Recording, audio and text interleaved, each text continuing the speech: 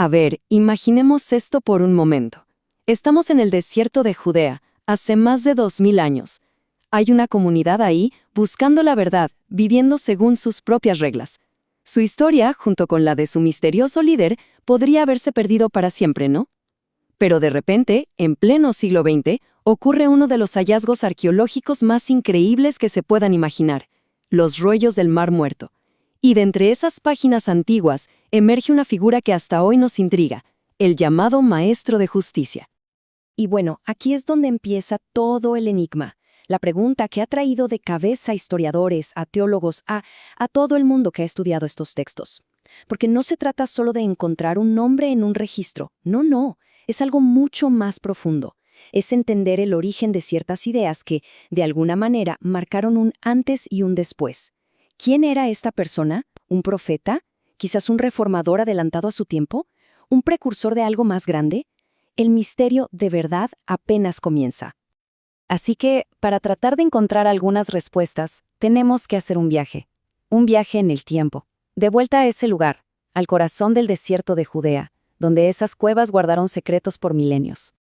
Detengámonos un momento a pensar en esto, porque es realmente increíble. Esta línea de tiempo conecta dos mundos que parecían completamente separados. Por un lado, tenemos a este líder espiritual de la antigüedad, con sus enseñanzas tan importantes que sus seguidores las escriben y las esconden para protegerlas. Y luego, ¡pum!, salto de 2 milenios. Un pastor beduino, por pura casualidad, se topa con ellas.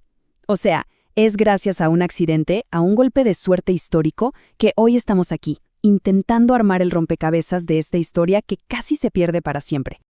Entonces, la gran pregunta es: ¿de dónde sacamos toda esta información? ¿Cómo sabemos de este maestro? Pues la respuesta es simple y a la vez fascinante. Todo, absolutamente todo lo que se sabe, viene de los propios pergaminos. Así que vamos a meternos de lleno en ellos, a ver qué nos cuentan sus seguidores. Y aquí está la clave de todo el asunto. No estamos hablando de un rey ni de un general con ejércitos. Era un guía. Su poder no venía de la fuerza o la política, sino de su profundo conocimiento de la ley y, sobre todo, de su compromiso con vivir una vida justa. La comunidad que lo seguía, que muchos creen que eran los esenios, se había alejado del templo de Jerusalén. ¿Por qué?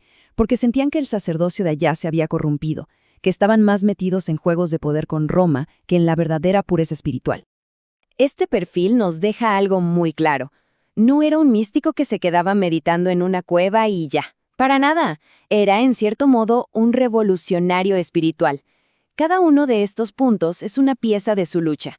Claro que guiaba a su gente hacia la verdad, pero lo hacía de una forma muy activa, denunciando la corrupción, enfrentándose directamente a los que llamaba sacerdotes impíos, o sea, a las autoridades del templo. Él les ofrecía a sus seguidores una alternativa, un camino radicalmente distinto, pureza total frente a lo que él veía como una decadencia total de la institución. Y esta frase, una lucha por la luz en un mundo de sombras, creo que lo resume perfectamente.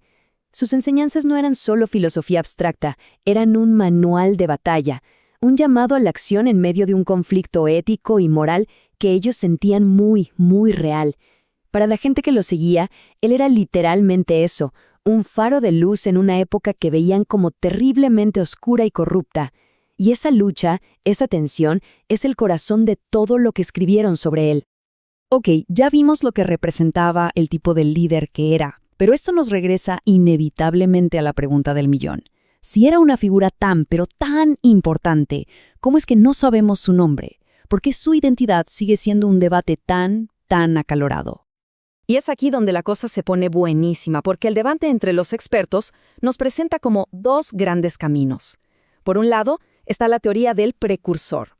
O sea, la idea de que fue alguien que preparó el terreno, que sembró ideas que después, siglos más tarde, iban a florecer con todo, quizá influyendo en personajes como Juan el Bautista o incluso el propio Jesús. Pero, por otro lado, está la otra posibilidad, que fuera una figura única de su momento. Un líder con un carisma increíble, una influencia gigante, pero que se quedó ahí, contenida en su comunidad.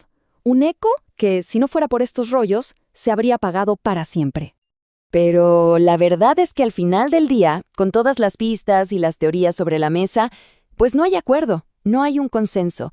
Los textos insisten en llamarlo Maestro de Justicia, como un título, pero su nombre real, no aparece por ninguna parte.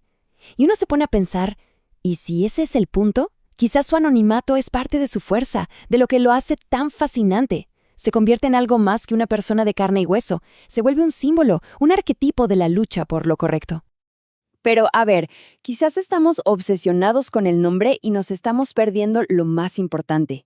Porque más allá de quién fue exactamente, lo que sí es un hecho es que esas ideas sí que sobrevivieron. Y vaya que lo hicieron. Veamos un poco cómo es que su legado ha logrado atravesar 2000 años de historia. Su legado, si tuviéramos que resumirlo, podría verse en estos 3 pasos. Primero, las advertencias. Eran advertencias muy directas sobre la injusticia, tanto social como religiosa, y lo curioso es que suenan súper actuales. Luego vienen las llamadas, un llamado constante a la pureza del espíritu, una idea que, si lo pensamos, se repite en muchísimas tradiciones espirituales. Y por último, lo que quizás es lo más interesante, las invitaciones. Sus textos no son una lista de reglas que hay que seguir a ciegas, no. Son una invitación a la reflexión, a que cada quien piense por sí mismo sobre lo que está bien y lo que está mal. Y al final, esto es lo que realmente perdura. Las palabras de un líder que no tiene nombre, escritas en rollos de cuero, escondidas por 2 milenios en una cueva, y que hoy, en pleno siglo XXI, siguen generando debate, siguen inspirando a la gente a pensar. Es increíble. Su voz, esa voz que quedó atrapada en tinta antigua, pues resulta que nunca se apagó. Y así, este viaje a través de los manuscritos nos deja justo donde empezamos, pero con la cabeza llena de ideas.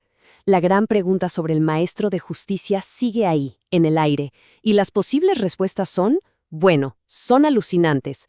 ¿Pudo haber sido una figura histórica que en realidad sí conocemos, pero con otro nombre? Algunos señalan las similitudes con Jesús o con Juan el Bautista. ¿O fue un místico único en su clase, cuya memoria se perdió junto con su comunidad? O una tercera opción, ¿y si nunca fue una persona real, sino una leyenda?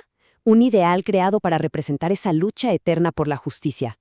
Los rollos nos dan las pistas, nos muestran el camino, pero la respuesta definitiva, esa por ahora, sigue guardada en el silencio del desierto.